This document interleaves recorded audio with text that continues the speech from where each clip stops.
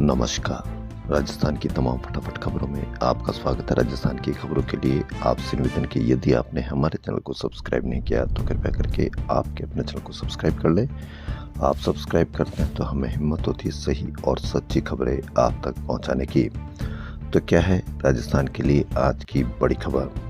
Budget सत्र आज से। राज्यपाल के अभिभाषण में हंगामा नहीं करेगा विपक्ष। बजट 11 को संभव हो सकता है।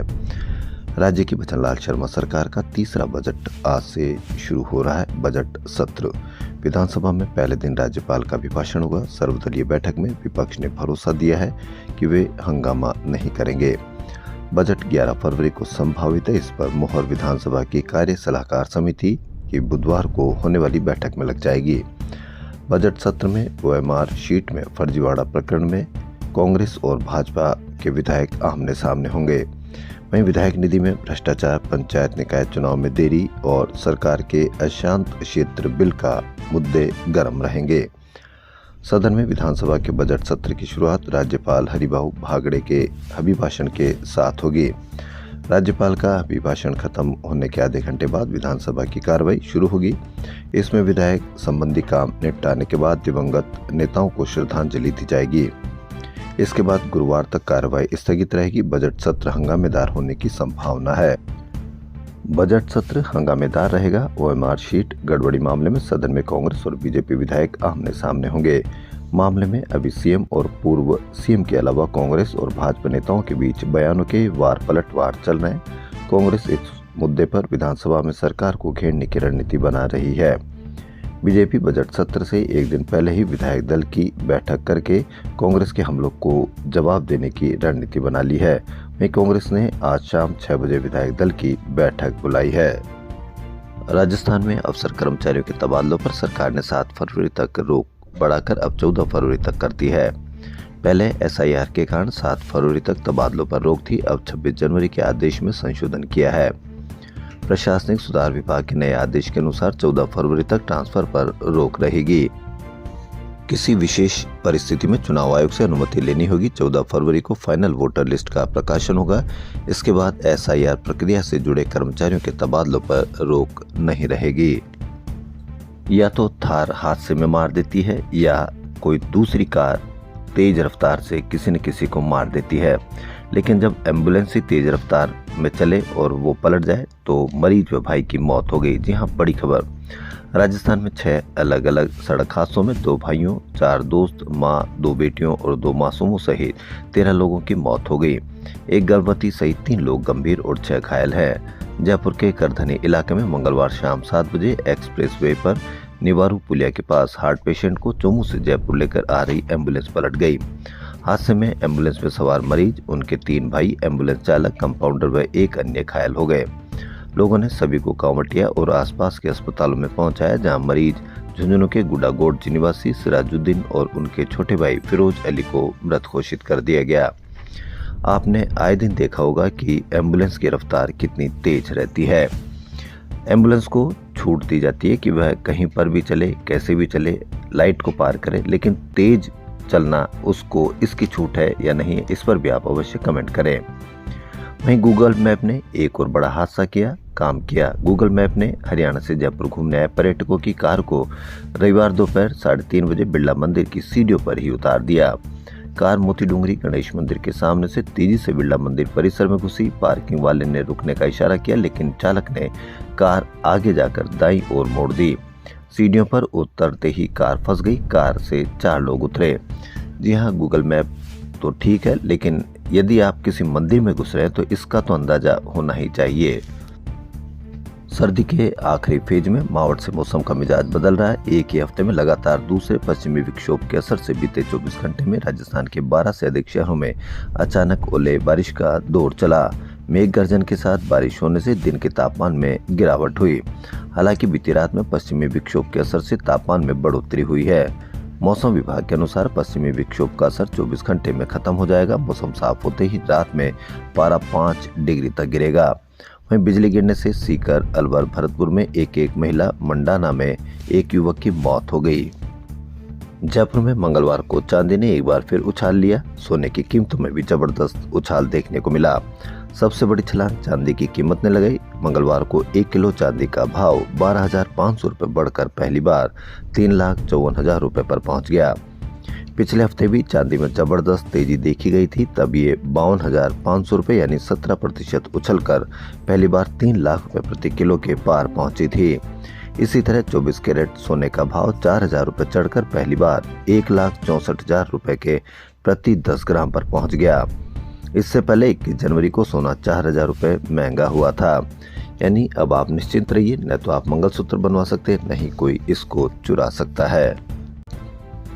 जयपुर में आईपीएल के मैच होंगे, यह तो टॉप लेवल पर विचार विमर्श के बाद लगभग तय हो चुका है। हाँ, कितने मैच होंगे इसको लेकर अभी संशय बना हुआ है। भास्कर की बड़ी खबर, राजस्थान कर्मचारी चयन बोर्ड की ओर से इन दिनों एक साथ 5 भर्तियों के लिए आवेदन की प्रक्रिया चल रही है। सभी में कुल 12,889 पद हैं। अब तक 2,74,429 अभ्यर्थी आवेदन कर चुके हैं। अभी प्रक्रिया चल रही है, इसलिए संख्या में काफी बढ़ोतरी होगी।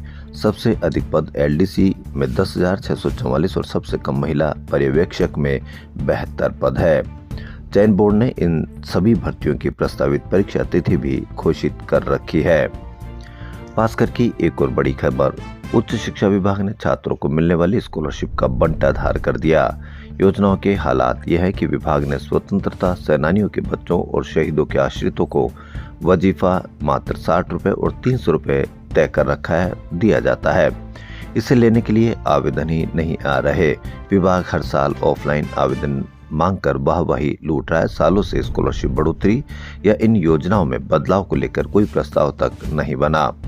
यानी शहीदों के आश्रित और स्वतंत्रता सेनानियों के बच्चों को कितना वजीफा, मात्र 60 रुपए और 300 रुपए। बस ऑपरेटर एसोसिएशन राजस्थान की ओर से बुधवार को शहीद स्मारक जयपुर पर किया जाने वाला विरोध प्रदर्शन अब गुरुवार को होगा। परमिशन नहीं मिलने की वजह से बस ऑपरेटर्स ने एक दिन कार्यक्रम स्थगित कर दिया। वहीं एसएमएस अस्पताल सहित शहर के अन्य सरकारी अस्पतालों में मंगलवार को सर्वर डाउन होने से मरीजों को भारी परेशानी झेलनी पड़ी। आईएचएमएस सर्वर में तकनीकी खराबी के चलते मंगलवार सुबह से ही सर्वर अटक गया, जिससे ओपीडी में दिखाने वाले मरीजों को पर्ची बनवाने से लेकर जांचों के बिल कटवाने के अलावा भर्ती डिस्चार्ज से जुड़े कामों में भी काफी समय लगा। रोज जयपुर में आप किसी न किसी थार का जरूर एक नया उदाहरण देखते हैं। वहीं विधानसभा के सामने रविवार शाम तेज रफ्तार थार ने 4 कारों को टक्कर मार दी। घटना में 4 कारें क्षतिग्रस्त हो गई। हालांकि इस घटना में कोई जनहानि नहीं हुई। घटना की सूचना पर ज्योतिनगर थाना पुलिस ने दुर्घटना थाना दक्षिण पुलिस मौके पर पहुंची। पुलिस ने कार को जब्त कर लिया। ऐसे लोगों की परेड अवश्य निकाली जानी चाहिए और वहीं यह भी देखना चाहिए कि इनके खिलाफ चालान है या नहीं है। वहीं सरकारी विभागों में कार्यरत प्लेसमेंट एजेंसी कर्मचारियों की लंबे समय से चल रही मांगों की अनदेखी के चलते अखिल राजस्थान राज्य ठेका निविदा प्लेसमेंट एजेंसी कर्मचारी संयुक्त महासंघ ने धरना देने की घोषणा की है। महासंघ की ओर से 30 जनवरी को शहीद स्मारक जयपुर में शहीद दिवस के अवसर पर गवर्नमेंट हॉस्टल पर सांकेतिक धरना दिया जाएगा। महासंघ कोर कमेटी सदस्य जहीर अहमद ने बताया कि इस धरने में प्रदेश के सभी सरकारी अर्ध सरकारी विभागों के ठेका कर्मचारी भाग लेंगे। सरकार द्वारा प्रदेश के सरकारी संस्थानों से प्लेसमेंट एजेंसी के माध्यम से संविदा पर कार्मिकों को लेने की प्रथा को चरणबद्ध तरीके से समाप्त करते हुए कार्मिक विभाग के अधीन एक सरकारी संस्था बनाने की घोषणा की गई थी, जिसको बाद में Rajasthan man power and logistics corporation limited नाम दिया गया। 108-104 एम्बुलेंस सेवा से कोर कमेटी सदस्य वीरेंद्र सिंह शेखावत ने बताया कि लंबे समय से प्लेसमेंट एजेंसी कार्मिकों द्वारा वेतन बढ़ोतरी, पेंशन, सेवा सुरक्षा, पदोन्नति जैसी सुविधाएं देते हुए इस सरकारी संस्था के माध्यम से नियुक्तियां देने की मांग कर्मचारियों द्वारा की जा रही है। अब देखना यह है कि संविदा कर्मचारी विभिन्न मांगों को लेकर देंगे धरना, तो कितना इनका असर होगा।